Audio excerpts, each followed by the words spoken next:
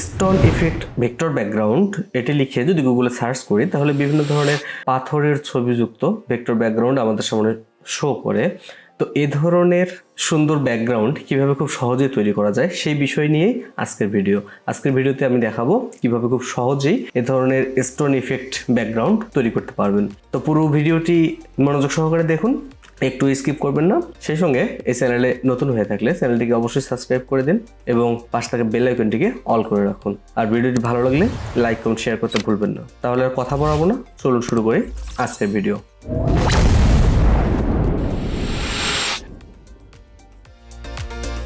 প্রথমেই Adobe Illustrator সফটওয়্যারে চলে এসে আমরা ক্রিয়েট নিউ থেকে একটি আর্টবোর্ড ক্রিয়েট করে নেব। আমরা এখানে ওয়েবের জন্য ডিজাইনটা করব, সেক্ষেত্রে ওয়েব অপশনে চলে গেলাম এবং ওয়েব লার্জ এই প্রিসেটটি সিলেক্ট করে জাস্ট ক্রিয়েটে ক্লিক করে দিলাম। তাহলে আমাদের এরকম একটি আর্টবোর্ড চলে আসলো।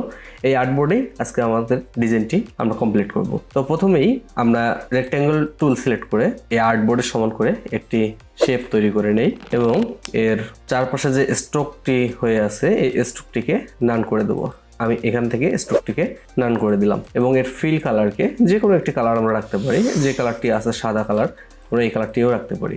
তো এই অবস্থায় রেখে আমরা ইফেক্টে চলে আসব। উপরে দেখুন এখানে ইফেক্ট আছে, ইফেক্ট থেকে আমরা এখানে ইফেক্ট গ্যালারিতে চলে যাব। ইফেক্ট গ্যালারিতে চলে আসলে এখানে বিভিন্ন ধরনের ইফেক্ট আছে।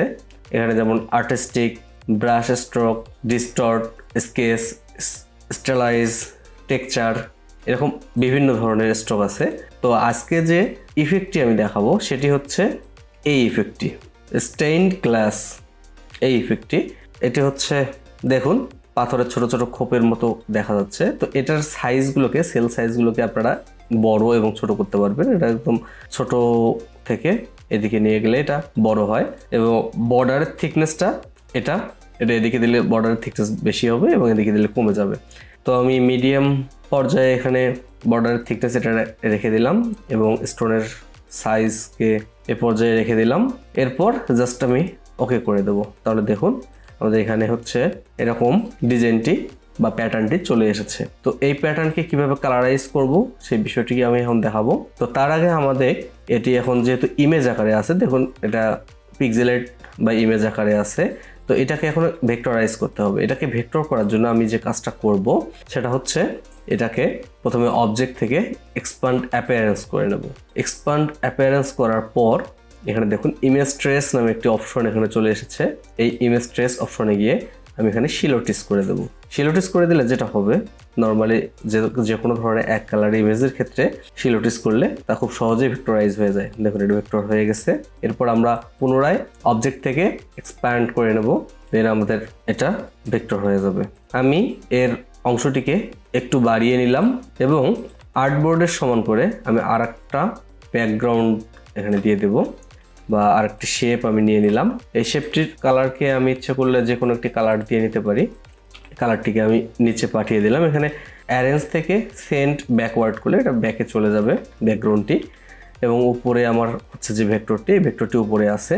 তো এই অবস্থায় এটাকে সিলেক্ট করে আমি যদি পাথফাইন্ডারে চলে আসি, পাথফাইন্ডার খুঁজে না পেলে উইন্ডো থেকে পাথফাইন্ডারটা খুঁজে নেবেন। এখানে এসে পাথফাইন্ডারে এই অপশনটিতে ক্লিক দেই, তাহলে দেখুন আমাদের প্রতিটি অংশ কিন্তু আলাদা আলাদা হয়ে গেছে। অর্থাৎ এগুলোকে আমি এখন আলাদা করে কালার করতে পারবো। আমি একটি কালার করে দেখাচ্ছি, দেখুন এভাবে আমরা কালার করতে পারবো। তো আমাদের কিছু অংশ বাইরের দিকে রয়ে গেছে, এই অংশগুলিকে আমি ডিলিট করে দেবো। তো ডিলিট করার জন্য আমি জাস্ট ডাইরেক্ট সিলেকশন টুলকে সিলেক্ট করে এগুলোকে আমি সিলেক্ট করে কিবোর্ড থেকে ব্যাক স্পেস চেপে আমি ডিলিট করে দিলাম। তাহলে দেখুন আমার বাইরের অতিরিক্ত যে অংশটি আছে সেই অংশটি চলে গেছে।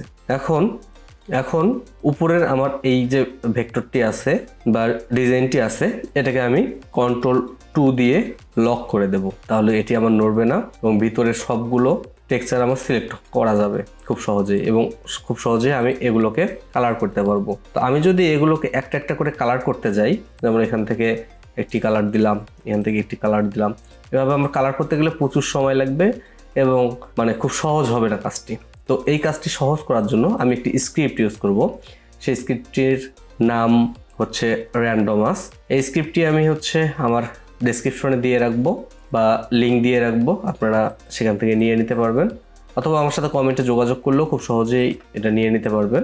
যে কোনো ধরনের অবজেক্টকে র্যান্ডমলি কালার করতে এই স্ক্রিপ্টটি খুবই গুরুত্বপূর্ণ। তো কিভাবে এটা করব, তার আগে আমি এখানে সস অপশনটি নিয়ে আসতেছি। সস অপশনটিকে নিয়ে আসলাম। আমি কি কালার করতে চাই সেই কালারগুলোকে একটা একটা করে আমি আগে সাজিয়ে নিচ্ছি।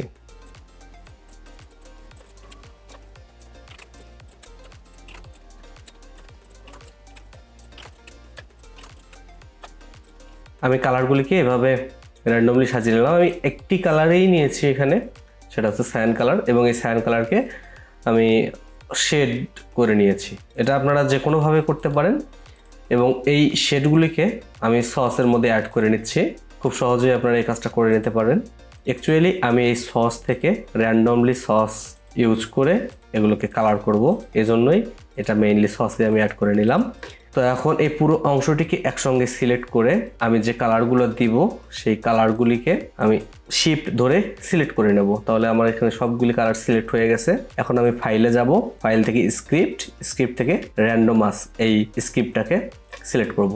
সিলেক্ট করলে দেখুন এরকম একটি উইন্ডো আমার চলে আসবে। এখান থেকে শুধু ফিল সস করে দেব, তাহলে দেখুন র্যান্ডমলি আমার কালারগুলো চেঞ্জ হয়ে গেছে। জাস্ট ওকে করে দিলে দেখতে পাচ্ছেন মানে একের পর এক সবগুলো কালার আমার পরিবর্তন হয়ে গেছে এবং সেটা র্যান্ডমলি হয়েছে। খুব সহজেই কাজটা করে ফেলা যায়।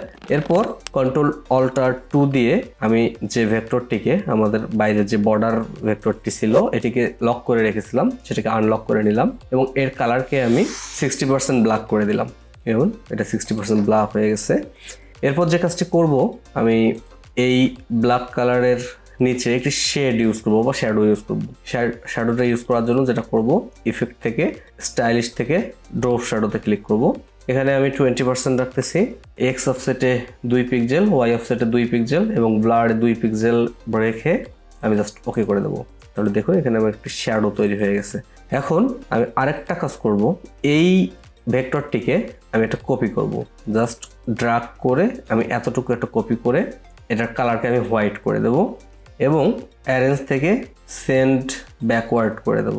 সেন্ড ব্যাকওয়ার্ড করলে দেখুন এটা ব্যাকে চলে গেছে এবং উপরের যে আমার ব্ল্যাকিশ যে টেক্সচারটা আছে বা প্যাটার্নটা আছে এটাকে সিলেক্ট করে আমি এখানে অ্যাপিয়ারেন্স থেকে এসে এই ড্রপটি বন্ধ করে দেবো। তাহলে দেখুন খুব সুন্দরভাবে এখানে স্টোন ইফেক্টটা তৈরি হয়ে গেছে। একদম বড় করে দেখতে পাবেন, খুব সুন্দরভাবে এটা তৈরি হয়ে গেছে। আপনারা চাইলে যে কোনো কালার দিতে পারেন এবং পরবর্তীতে ইচ্ছে করলে এই কালারগুলো আপনারা পরিবর্তনও করতে পারবেন। এটা কিভাবে পরিবর্তন করতে হয় আমি সে জিনিসটাও আপনাদের দেখিয়ে দিচ্ছি।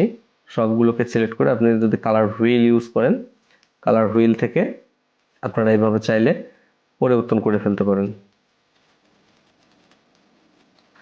তো এটা জাস্ট দেখিয়ে দিলাম আমি। এরপর আমরা এখানে হচ্ছে একটি লেখা লিখব। তার জন্য আমি একটা রেক্ট্যাঙ্গেল শেপ নিলাম। এটার কালারকে আমি এখান থেকে ব্ল্যাকের একটি শেড কালার দিয়ে দিচ্ছি অনলি 10% এবং এখানে আমি লিখে দিচ্ছি স্টোন ইফেক্ট। এই ফন্টটাকে আমি চেঞ্জ করে দিচ্ছি এবং এর কালারকে আমি এই কালারের সাথে ম্যাচিং করে রেখে দিলাম। সেই সঙ্গে এর নিচে আমি ব্যাকগ্রাউন্ড কথাটি লিখে দিচ্ছি। এই ফন্টটিকেও আমি চেঞ্জ করে দিচ্ছি, অ্যালাইন করে মাঝ বরাবর বসিয়ে দিলাম। সেই সঙ্গে এর নিচে আমি হালকা করে একটু শ্যাডো দিয়ে দেব, তার জন্য স্টাইলিশ থেকে ড্রপ শ্যাডো দিয়ে দিচ্ছি। তাহলে দেখুন খুব সুন্দরভাবে আমার ব্যাকগ্রাউন্ডটি তৈরি হয়ে গেছে। এটিকে আমি জাস্ট সেভ দিয়ে নিচ্ছি। এটিকে ইমেজ আকারে সেভ দেওয়ার জন্য আপনারা ফাইল থেকে এক্সপোর্টে এসে এক্সপোর্ট অ্যাজ এ ক্লিক করে এখান থেকে পিএনজি বা জেপিজি যে কোনো একটাকে সিলেক্ট করে দিয়ে এক্সপোর্ট করে ফেলতে পারেন এবং এখান থেকে অবশ্যই রেজলিউশনটা হাই করে দেবেন, তাহলে এটি আপনাদের জেপিজি আকারেও সেভ হয়ে যাবে। জেপিজি আকারে সেভ হওয়া ইমেজটা এখানে দেখতে পাচ্ছেন। তাহলে এই ছিল আজকের ভিডিও। আশা করি ভিডিওটি আপনাদের ভালো লেগেছে।